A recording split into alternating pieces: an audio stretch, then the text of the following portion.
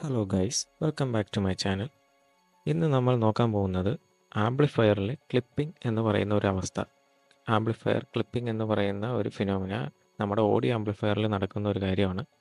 അതെങ്ങനെയാണ് സംഭവിക്കുന്നത്, അതിൻ്റെ പ്രശ്നങ്ങളും അതിൻ്റെ എക്സാമ്പിളും ഞാൻ ഈ വീഡിയോയിൽ ആഡ് ചെയ്തിട്ടുണ്ട്. അപ്പോൾ ഫസ്റ്റ് ഓഫ് ഓൾ ഒരു ഓഡിയോ ആംപ്ലിഫയർ എന്താണെന്ന് നോക്കാം. An audio amplifier is an electronic device that increases the power of an audio signal so it can be heard through speaker or headphones. അപ്പോൾ ഇതിൽ പറയുന്നത് പോലെ തന്നെ നമ്മൾ ഒരു ഓഡിയോ ഇൻപുട്ട് അല്ലെങ്കിൽ മ്യൂസിക് സോങ് ഇതൊക്കെ ഇൻപുട്ടായിട്ട് ഒരു ആംപ്ലിഫയർ ഇൻപുട്ടായിട്ട് കൊടുക്കുകയാണെങ്കിൽ അത് ഒരു സ്പീക്കറിലേക്കോ ഹെഡ്ഫോണിലേക്കോ ഔട്ട്പുട്ടായിട്ട് കിട്ടുന്നതിന് വേണ്ടി അത് ആംപ്ലിഫൈ ചെയ്യാൻ യൂസ് ചെയ്യുന്ന എക്യുപ്മെൻറ്റ്സ് ആണ് ഓഡിയോ ആംപ്ലിഫയേഴ്സ്.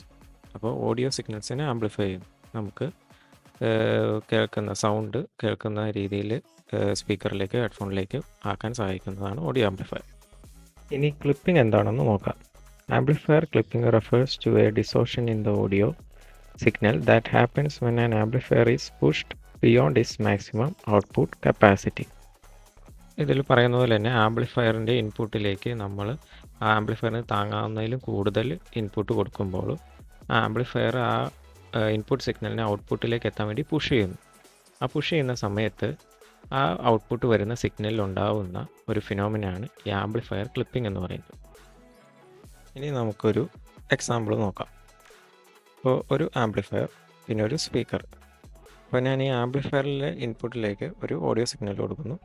ആംപ്ലിഫയർ അത് ആംപ്ലിഫൈ ചെയ്ത് സ്പീക്കറിലേക്ക് ഒരു പവർ കൂടിയ ഓഡിയോ ഔട്ട്പുട്ടായിട്ട് കൊടുക്കുന്നു.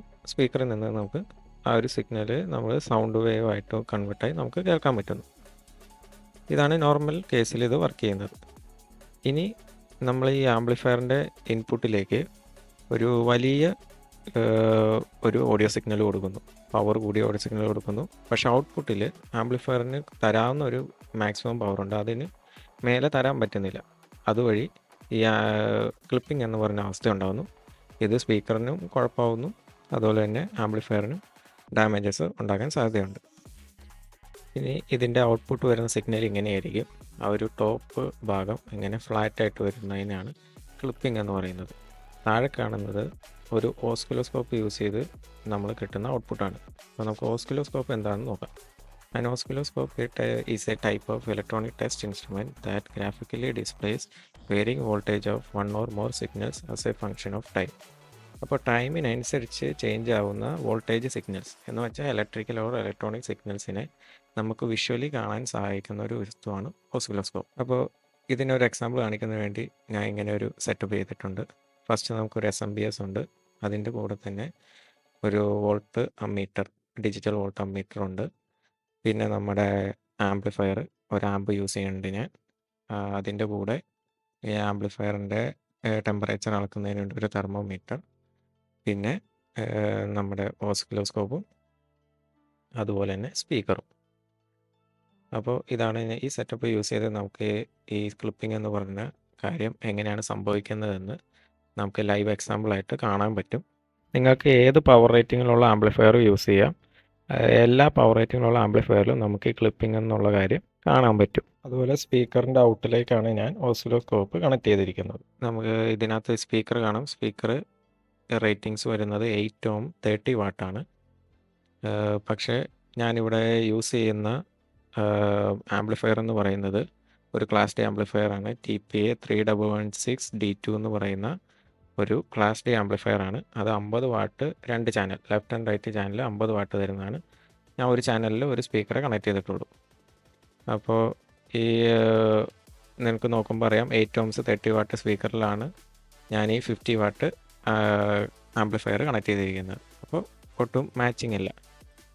ഇനി നമുക്ക് ഇതിനകത്ത് യൂസ് ചെയ്തിരിക്കുന്ന ഓസിലോസ്കോപ്പ് നോക്കാം.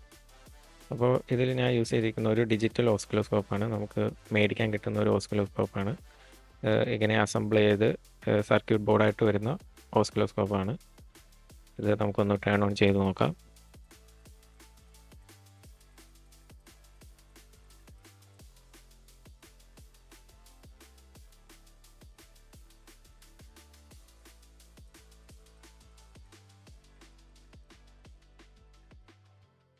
അപ്പോൾ ഇതിനകത്ത് ഈ ഡിസ്പ്ലേയിൽ കാണുന്ന ഈ യെല്ലോ ലൈനാണ് നമുക്ക് ഞാൻ നേരത്തെ പറഞ്ഞ പോലെ ഓഡിയോ സിഗ്നൽസോ അല്ലെങ്കിൽ എന്ത് ടൈപ്പിലുള്ള സിഗ്നൽസും കാണിക്കുന്നത്.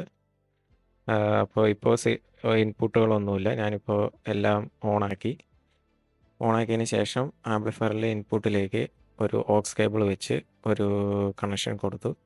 നമുക്കൊരു ഓഡിയോ സിഗ്നൽസ് ഇൻപുട്ടായിട്ട് കൊടുക്കുന്നതിന് വേണ്ടി.